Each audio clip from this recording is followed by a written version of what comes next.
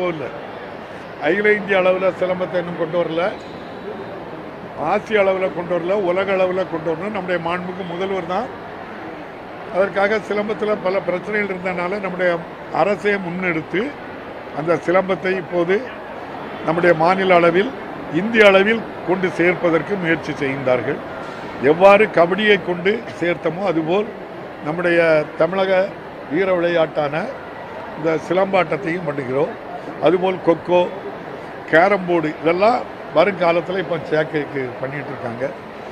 இதில் மண்டல வாரியாக மாவட்ட வாரியாக வெற்றி பெற்றவர்களுக்கு முதல் பரிசு 3000, ரெண்டாவது பரிசு 2000, மூன்றாவது பரிசு 1000 ரூபா. அதே போல் இந்த ஆண்டு முதல் அதை 4 பரிசாக கொடுக்கலாம் அப்படின்னு கூட நம்முடைய முதல்வர் இந்த திட்டம் வைத்திருக்கின்றார்கள். மண்டல அளவில், மாநில அளவில், மாவட்ட அளவில் வெற்றி பெற்று மாநில போட்டிக்கு சென்றால் அவங்களுக்கு அந்த பயண கட்டணம் அரசு செலவழிக்கின்றது, தங்குமிடம், உணவிடம், சீருடையும் கொடுக்கின்றது. மாண்புமிகு முதல்வர் அவர்கள் கொடுக்கின்றார்கள். இவ்வாறு தமிழ்நாடு முழுவதும் மாவட்ட அளவில் வெற்றி பெற்றவர்கள், அதன் பின் மாநில அளவில் வெற்றி பெற்றவர்களுக்கு தனி நபர் விளையாட்டு என்றால் 1 லட்சம் ரூபாய் முதல் பரிசு, ரெண்டாவது 75, அடுத்து 50,000 ரூபாய். அதே இது குழு போட்டியாக இருந்தால் முதல் போட்டிக்கு முதலில் வெற்றி பெற்றவர்களுக்கு 75,000, 50,000, 25,000. இந்த ஆண்டு முதல் 4 வகையான போட்டி, 4வது பரிசும் 3வது பரிசுக்கு இணையாட்டு கொடுக்குறாங்க. இதில் மிக முக்கியமாக நம்ம கவனிக்க வேண்டியது, இந்த இதில் வெற்றி பெற்றவங்களுக்கு சான்று வழங்கப்படுகிறது. ஸ்போர்ட்ஸ் கோட்டா மூலம் வேலை வாய்ப்பிலையும் படிப்பிலையும் 3% இடஒதுக்கீடை நம்முடைய மாண்புமிகு முதல்வர் கொடுக்கின்றார்கள். 9, 10, 11, 12 4 ஆண்டுகளில் இவ்வாறு விளையாட்டு போட்டிகளில் சான்று பெற்றவர்களுக்கு மெடிக்கல் சீட்டு 7 சீட்டு கொடுக்குறாங்க. பொறியியலில் பட்டம் படிக்க, பொறியியல் பட்டம் இன்ஜினியரிங் படிக்க 500 பேருக்கு கொடுக்குறாங்க. BDS 1, homeopathy 4. இவ்வாறு 9, 10, 11, 12 4 ஆண்டு காலம் வாங்கிய சான்றுக்கு தான் இதில் அவங்களுக்கு முன்னுரிமை கொடுக்க முடியும். அதே போல் வேலை வாய்ப்பு வரும்போது ஸ்போர்ட்ஸ் கோட்டாவில் வேலைக்கும் படிப்புக்கும் இந்த வாய்ப்பை வழங்குகிறாங்க. இந்த அளவில் நம்முடைய தமிழ்நாட்டில் மட்டும் இந்த ஆண்டு மட்டும் இந்த விளையாட்டு போட்டிகளை நடத்துவதற்கு கிட்டத்தட்ட 50 கோடி ரூபாய் அளவுக்கு நம்முடைய மாண்புமிகு முதல்வர் அவர்கள் நிதியை ஒதுக்கி சிறப்பாக எல்லோருடைய மனதிலும் விளையாட்டு ஆர்வத்தை உருவாக்கி இருக்கின்ற இந்த அரசுக்கு உங்கள் சார்பாக நன்றியை தெரிவிக்கிறேன். நன்றி. 13ஆம் தேதி அதிமுக வழக்கறிஞர் ஒருத்தர் உங்க மேல தொடர்ந்திருக்க அவதூறு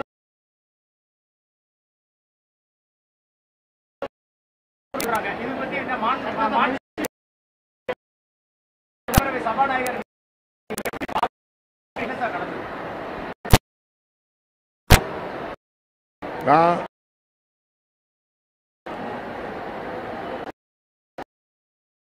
தொடர்ந்து எம்எல்ஏ எம்பிஸ் நீதிமன்றத்தில் நேற்று வாய்தா போடப்பட்டது.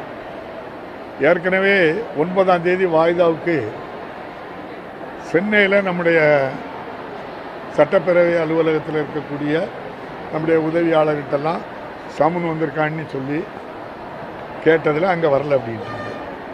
அதே போல் நம்ம வீட்டில் பல நாட்களில் வீட்டில்னாக்கி நானும் என்னுடைய மனைவி இப்போ கூட சென்னையில் தான் அவங்க இருக்காங்க. அங்கே உள்ள அலுவலகம் இருக்குது, இங்கே எங்கேயாவது கிடச்சிருக்குமா அப்படின்ட்டு சொல்லி இன்னைக்கு கூட காலையிலே அவங்க எல்லாத்தையும் கூப்பிட்டு என்னப்பா யாராவது வந்தியலா வந்தால் ரெஃப்யூஸ் பண்ணிச்சா அப்படின்னு கேட்டதுக்கு யாருக்குமே எங்களுக்கு தெரியலைங்கிற வார்த்தையோட வேறு வார்த்தை சொல்ல. நம்ம அறிவரசு கூட இன்னொரு 4 பேர் இருந்தாங்க பத்திரிகையாளர்களும். அவங்ககிட்ட ஏன் அப்போ வாங்காமல் விட்டீங்க அப்படின்ட்டு சொல்லி கேட்கும்போது எங்களுடைய கவனத்துக்கு வரல அப்படிங்காங்க. எனக்கு கிடைச்ச தகவல், நான் இந்த 9ஆம் தேதிக்கு எப்படியும் சமுன் வரும் அப்படிங்கிறத எதிர்பார்த்து எங்களுடைய வழக்கறிஞரும் அது வந்துட்டான்னு கேட்டாங்க.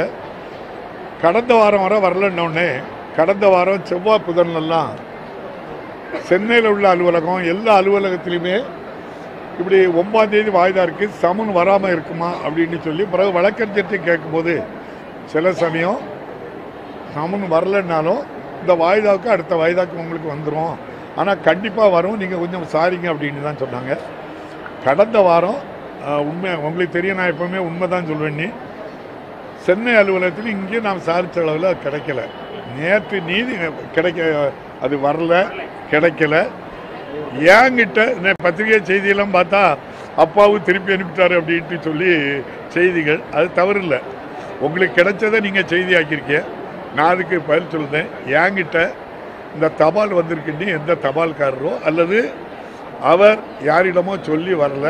நேற்று எங்கள் வக்கீல் சொல்லும்போது தான் உங்கள் பிஎஸ்ஓ அப்படி நீங்கள் வாங்க அவர் சொல்லி மறுத்ததாட்டு சொல்கிறாங்க, அப்படி தான் ரிப்போர்ட் வந்திருக்குன்னாங்க. உண்மையிலே சொல்கிறேன், அவ்வாறு எங்கள் கவனத்துக்கு வந்து அது மறுக்கப்படவே இல்லை. அது 100% உண்மை. எந்த தபால் வந்தாலும் என்னை பொறுத்த அளவில் நான் ஒருபோதும் அதை வாங்க என்ன செய்வதில்லை, மறுப்பதில்லை. யார் என்ன தபாலில் வந்தாலும் அதை வாங்குவேன். அதுவும் நிச்சயமாக நீதிமன்றத்திலேருந்து வந்திருக்குன்னா உடனடியாக கொண்டாங்க, யார் போட்டிருக்கா என்னன்னு பார்த்துறியாம்னா நமக்கு அதில் கடமை இருக்குது அப்படின்னு சொல்லியிருப்போம். இதுதான் நடந்த உண்மைங்கிறதையும் உங்கள் மூலமாக நான் தெரிவிச்சுக்கிட்டேன். வர்ற 13ஆம் தேதி 100% நீதிமன்றத்தில் போய் ஆஜராகும். எல்லாருக்கும் அது ஒன்று தானே. அதான் தகவல் தெரிஞ்சுக்கிட்டேன். சமன் வந்ததை நான் ரெஃப்யூஸ் பண்ணதாட்டு ஒரு தகவல் பேருக்கு எங்கள் வழக்கறிஞர் ஆஜராகியிருக்காங்க. நீங்கள் 13ஆம் தேதி நீங்கள் ஆஜராகுங்க அப்படின்னு எங்கள் வழக்கறிஞரையும் அறிவித்திருக்காங்க. அந்த சமன் இன்னொருக்கா வரணும்னு அவசியமே இல்லை.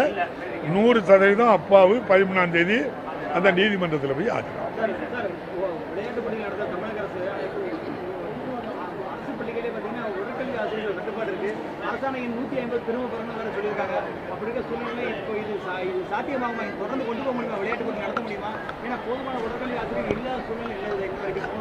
இப்போ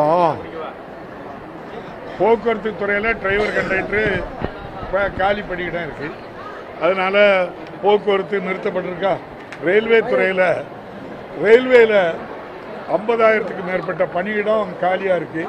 ட்ரெயின் எல்லாம் நிப்பாட்டிட்டாங்களா. இப்போ விமானத்தை தான் ஓட்ட முடியலன்னு விற்றுட்டாங்க மத்திய அரசு. அதை கேளுங்க, ஏன் அவ்வளோ விற்றீங்க? ஒரே ஒரு ஃப்ளைட்டு பாரத பிரதமருக்கு வச்சுக்கிட்டு மீதி அவ்வளோத்தையும் விற்றுட்டேல. அதே மாதிரி போர்ட் அவ்வளோத்தையும் நிர்வகிக்க முடியறதுக்கு உங்களை மாதிரி கெட்டிக்காரங்க இருக்காங்க. விமான நிலையத்தை நிர்வாகம் பண்ணுறதுக்கு உங்களை மாதிரி படித்தவங்க உங்கள் பிள்ளைகள்லாம் வரும். எல்லாத்தையும் அதானிக்கும் அம்பானிக்கும் கொடுத்துக்கிட்டு இருக்காங்களே. இப்போ இருக்கக்கூடிய ஜெய்ப்பூர் ஏர்போர்ட்டை கூட அதானிக்கு பேசி முடித்து ஜிஎஸ்டி இல்லாமல் கொடுக்கறதுக்கு முயற்சி பண்ணுறாங்க. இதெல்லாம் கேளுங்க தம்பி. இதெல்லாம் உடற்கல்வி ஆசிரியர் பணியிடம் காலி இருக்கிறத ஒத்துக்கிடுது. இப்போ கிட்டத்தட்ட நம்முடைய மாண்புமிகு முதல்வர் ஏற்கனவே சொல்லியிருக்காங்க, இந்த 2026